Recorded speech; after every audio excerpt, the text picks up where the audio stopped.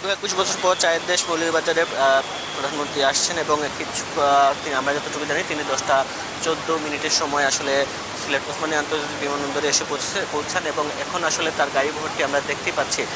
যদি দেখার চেষ্টা করি গাড়ি ভর্তি আসলে বার হচ্ছে এবং এই গাড়ি যুগে কিন্তু তিনি মৌলভীবাজার এবং শ্রীমঙ্গলে যাবেন এবং বিভিন্ন কর্মসূচিতে অংশ নেবেন।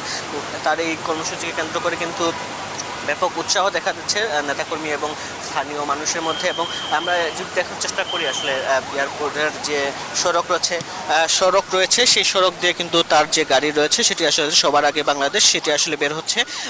আমরা দেখতেই পাচ্ছি তার যে গাড়ি বহর সেটি আসলে এখন বের হচ্ছে এবং সেই গাড়ি বহর নিয়ে তিনি আসলে সরাসরি মৌলভীবাজারে যাবেন। মৌলভীবাজারে দুটি উপজেলাতে তিনি বিভিন্ন কর্মসূচিতে অংশ নেবেন। আমরা দেখানোর চেষ্টা করছি আসলে প্রধানমন্ত্রী তারেক রহমানের যে গাড়ি বহর সেটি আসলে যাচ্ছে।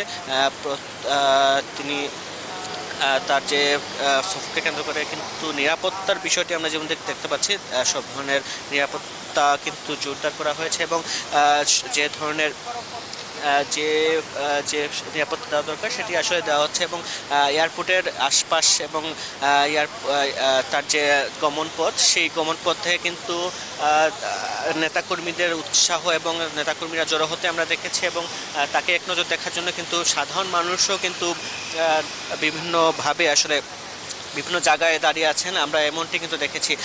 আমরা যেমনটি জানি তিনি মৌলভীবাজার দুটি উপজেলাতে মৌলভীবাজার এবং শ্রীমঙ্গলে দুটি উপজেলাতে বিভিন্ন কর্মসূচিতে অংশ নেবেন। তার সহ দুপুর 1টায় শ্রীমঙ্গলের ভিক্টোরিয়া উচ্চ বিদ্যালয়ে উপস্থিত হয়ে 152 জন নিম্ন আয়ের মানুষের মধ্যে ফ্যামিলি কার্ড বিতরণ অনুষ্ঠানে অংশ নেবেন। এরপর দুপুর 2:30টায় মৌলভীবাজার সরকারি উচ্চ বিদ্যালয়ে আয়োজিত অনুষ্ঠানে রাজনগর উপজেলার জন্য বরাদ্দকৃত 155 জন নিম্ন আয়ের মানুষের মধ্যে ফ্যামিলি কার্ড বিতরণ অনুষ্ঠানে